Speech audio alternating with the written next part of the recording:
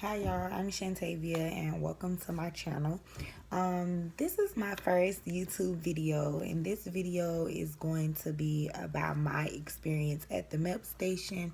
I am in the military, I'm in the Air Force, so I kind of want to start off this video, my first video, with talking about my experience with going through MEPS. This would be my second time going to MEPS, and this is where I departed to go to Lackland for basic training. I will do a separate video. I still like my first MEPS station experience and actually going through like the medical portion and all of that, but that'll be totally separate. So let's just jump right into the video. So pretty much I decided to join the military, went to the recruiter, did all the paperwork, got everything situated, whatever, got my contract, and my contract stated for me to leave on January the 31st. So on January the 30th, I pretty much had all my bags and everything packed. I met with my recruiter that morning around, I say like 11:30, just for him to check my documents, make sure I had like my birth certificate, social security card, all that good jazz, everything that I needed. Check my bags, make sure I didn't have anything crazy and stuff. And I hopped on a shuttle to take me to the MEP station. Now, I am from Gainesville, Florida, so the closest MEP station to me was in Jacksonville, Florida, which is about 2 hours away. So waited on the shuttle to get there, and I hopped on the shuttle and headed to Jacksonville. Now, there were already people on the shuttle because the shuttle had picked up other people from other recruiters and other close cities to where I'm from. So, and I was not the only person joining the Air Force, but there were other people joining other branches as well. I did not say goodbye to my family at this point because they were going to meet me in Jacksonville to see me off the next day. So when I got to Jacksonville, I went into the MEP station, and they pretty much took my fingerprints and all of that stuff and got me prepped so that I would be good to go the next morning. And then the shuttle took me to a hotel where they keep all of the people that are shipping out, is what they call it. They keep us all, we all spend the night in that hotel. It's free. You don't have to pay for anything. So I get to the hotel, I check in, and then we have like a briefing where they tell you the do's and don'ts. So like no females in the male rooms, no males in the female rooms, tell you what time curfew is, wake up call, all this good stuff. And pretty much that was like the first military briefing that I had. But if you are looking to join the military, get used to briefings because you will have them all the time. But so we did that, and like I said, my family came and they spent the night at that same hotel. They weren't allowed into my room, but it was just the comfort of me knowing that they were there. And there was like a Dave and Buster's right by, so we went and just had some family time. I do have 2 small children that I was leaving behind with my family, so it was very important to me to spend that time with them and love on them and my mom, my brothers, dad, and all those people, because it was going to be a while before I saw them again. So I had to be back in my room, I believe, at like 10 o'clock. And I got back, went to sleep, made sure that I got rest. Like, if you are leaving to join the military, like if you're shipping out, please make sure that you get enough rest. And you will understand why I say this later on in the video. So I go to sleep. The next morning, wake up call was at 4 a.m. So I get up, get dressed and stuff, and head down for breakfast. Eat something, I made sure that I ate, but I ate fairly light or whatever. It wasn't anything special. It was like, typical hotel breakfast. So we all loaded up on these charter buses. So there are people that are shipping out for basic training, and then there's people that are coming for their first time going to MEPS just to get cleared medically and look at what jobs they qualify for and stuff like that, which I had already previously done once before. So, but just so that you know, there will be like groups. There won't just be shippers. There will also be people that are processing at MEPS also. So we all get to MEPS. It's 5 o'clock there, and there's like all this pretty much finishing touch things that have to be done before they allow you to ship off. So like I had to have my weight and stuff checked to make sure I still qualified in my weight, make sure that, you know, there weren't anything like drastic changes to like my body. Women, yes, you do have to be in bra and underwear when the doctor looks at you or the nurse looks at you. So, you know, just be aware. And I mean, I didn't really have to do a whole lot just because I had already processed medically, but they were just trying to make sure that I was still good to go and still, you know, able to join, able to ship off that day. Making sure that I had all of my documents signed, making sure that I signed my final contract to join on that day. You will swear in. That is like your final swear in before you leave. So my family was there for that. That was very special to me. But it was like a pretty much of a long waiting process. Anytime you go to MEPs, like expect for there to be a long waiting process because it does take time. And the people there aren't the nicest people, but most of the people that work there are prior military, so in DOD employees. So just make sure, you know, you're respectful of them. You know, they've been where you're trying to go, so you need to respect that. So I did all of that stuff, and then it pretty much was time to go. Like, it was go time. They were calling for like Air Force shippers, and I was like, oh my gosh, you know, it's my time. You know, like I was excited, but I was sad and afraid at the same time. Like, there were a lot of emotions going on, you know. So it's a lot, but having family there does make it a little bit better. So I told my family goodbye, and like the tears were flowing. I was crying. My kids were crying. My mom was crying. Like, everybody was crying. But it was still, you know, a happy moment. Like, I knew why I was doing it. So, you know, I was determined at that point. And there was no turning around. Like, in my mind, there was no turning around at that point. So there was this one girl that was leaving the MEP station with me. Now, there ended up being a couple of girls that left the MEP station with me that ended up being in my same BMT flight. But there was this one girl that I just stuck to. Like, we were just, like, her family was crying, my family was crying. So it was like, from that day, like, we just stuck with one another. And so we leave the MEP station on this bus, and they take us to the airport. So that was my first time flying. I was freaking out. I've never been on an airplane. I've never been away from home. Like, I've barely ever been out of the state of Florida. Like, barely. So I was like freaking out. But I got through it. We kind of all stuck together as a group. We flew from Jacksonville, Florida, all the way to Dallas, Texas. And then our flights were delayed and stuff like that. But we had... that was our layover, was Dallas, Texas. And then we went from Dallas to San Antonio. So they do give you like this meal voucher. Well, you do eat before you leave the MEP station.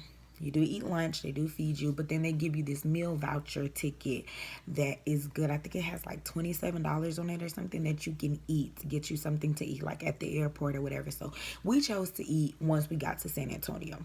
So we eat, and then we're like, okay, you know, everybody's ate, group, you know, we're good to go. Let's find out where we need to be, you know, at to get on this bus to go to Lackland. So we're coming down these escalators, and as we're coming down these escalators, we see all of these people. Like, it's ridiculous the amount of people that are there. Like, this people that are going to the same place that you're going. Like, now all of these people are Air Force people. And they only had 2 buses that were coming. Like, I say, like, every 30, 45 minutes or so, like, picking up people, taking people to Lackland. So it took a while. Like, and you go up to this desk, there's this lady in uniform, she's intimidating, and she's like, turn off your cell phones. And me being me, I'm like, turn off my cell phone? Like, what? Like, so I'm powering it off, powering it on, powering it off, powering it on. Like, because I'm like, you know, I need to talk to my family. Like, every little minute that I get, I need to talk to them. Like, I need to tell them I love them, like, all of this stuff. So this girl and I, we're still like kind of sticking together. Like, we're really like stuck like glue. So we kind of like pushed our way, you know, kind of cheated our way up to the front, because we're like, listen, we've been sitting here for hours at this point. Like, we're ready to go. We're ready to, you know, make the next step, ready to get to Lackland. So This bus comes and we both make sure we get on this bus. Like, I'm like, look, look, chick, you need to stick with me so we can get on this bus together. So we get on the bus, and I remember having some candy left in my bag, and I'm like, look, I'm not gonna have no candy for so long. Like, I need to eat this candy. I need to enjoy this candy, okay? So I'm eating my little candy, we're going to Lackland, and how they say, like, oh, when you get off the bus, they're going to be screaming at you, yelling at you, throwing your bags, all this stuff. No, none of that happened.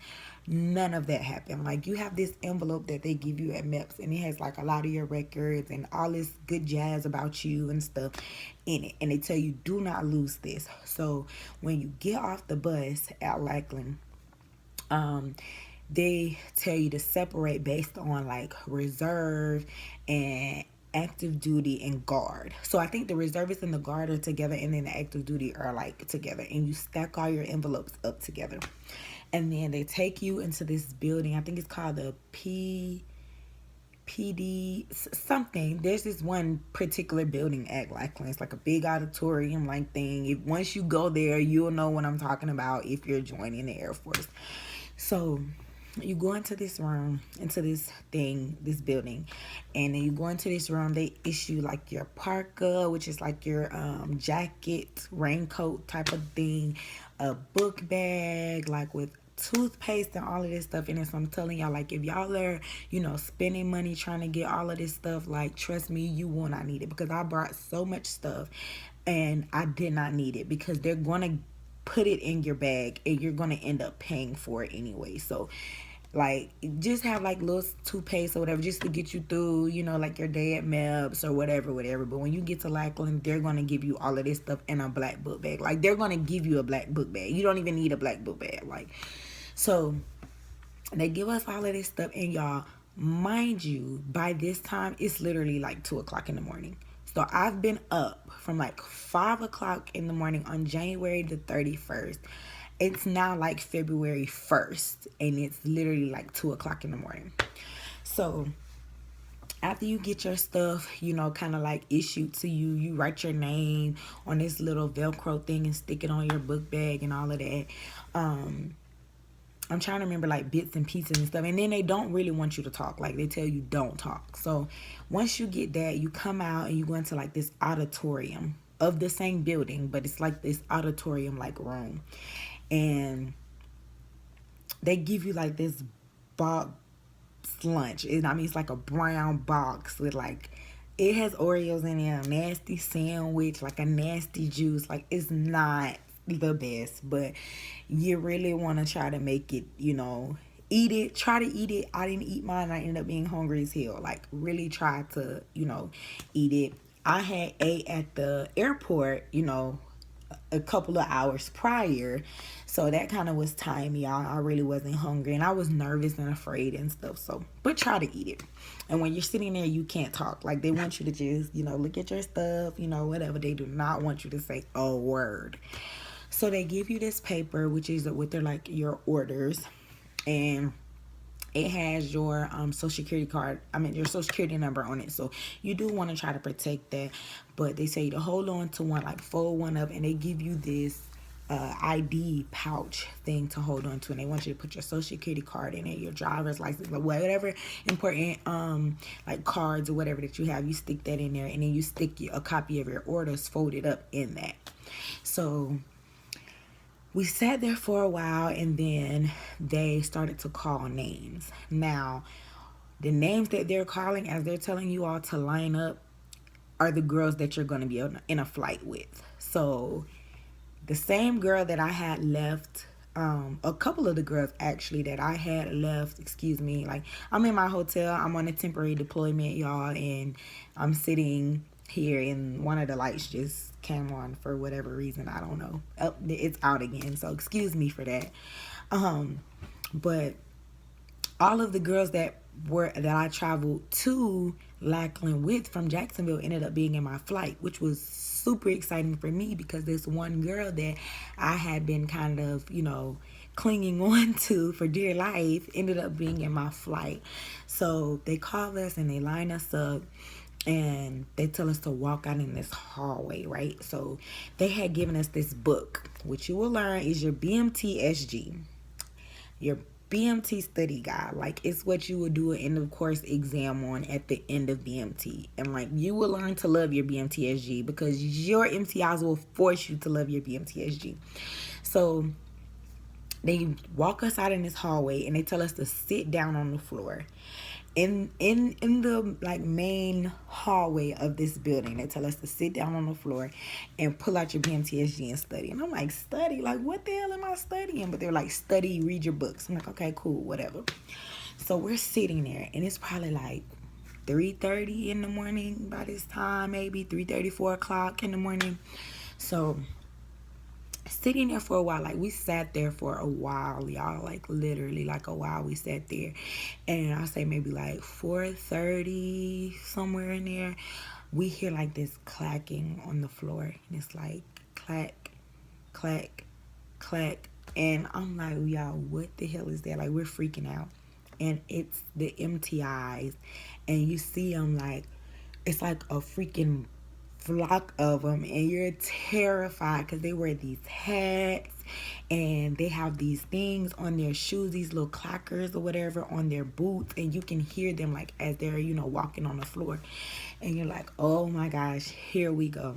So they didn't say anything to us. Like, our team chief, Tech Sergeant Johnson, he came and he picked us up, and really, he didn't say anything to us. He was just like, are y'all coming? Like, he walked past us and went to the doors like, are y'all coming? So we're like, okay, we guess that's our MTI. So as we're walking, he puts us in this formation. At this time, I have no idea what he's doing, but he's, you know, he puts us in a flight. And we're walking, and you'll learn that when you go to basic training, they love to say, turn 90 degrees to your right. And then they'll say, or 90 degrees to your left, and then they'll say first 2 down. So that means that, like, if you're standing straight and you turn 90 degrees to your right, the first 2 rows have to take a knee. So we're walking, and he tells us to stop, and then he's like, turn 90 degrees to your right, and he was like, first 2 down, and you're supposed to say proceeding, sir. So he made us do that. And y'all, literally, it's like almost 5 o'clock in the morning by this time. He made us do that consistently until we all as a whole said, proceeding, sir. Like, he would say, first 2 down, first 2 up, first 2 down, first 2 up, like, until we said proceeding, sir. And mind you, like, your knees are on asphalt as he's trying to tell, like, you're taking a knee. Like, it hurts. It's not fun. You will hate it throughout basic training because they love to say first 2 down. Like, you'll hate that. But he makes us do that until we all, you know, catch on pretty much. And then he walks us onto our dorms. And we go in our dorms, and everybody has their bags. He's like, you know, find a bed. Everybody finds a bed. And he tells us to put our bags up on top of this shelf. And I honestly don't even think, no. Honestly, I think we did shower before we got in bed. So he left out, allowed us to shower, and then I think he gave us like 15 minutes, 15 minutes or something. And then he came back in and made sure that we put our bags and stuff up on top of our wall lockers, and we went to sleep. So we woke up. This was, by the time we went to sleep, you guys, it literally was like 6 a.m.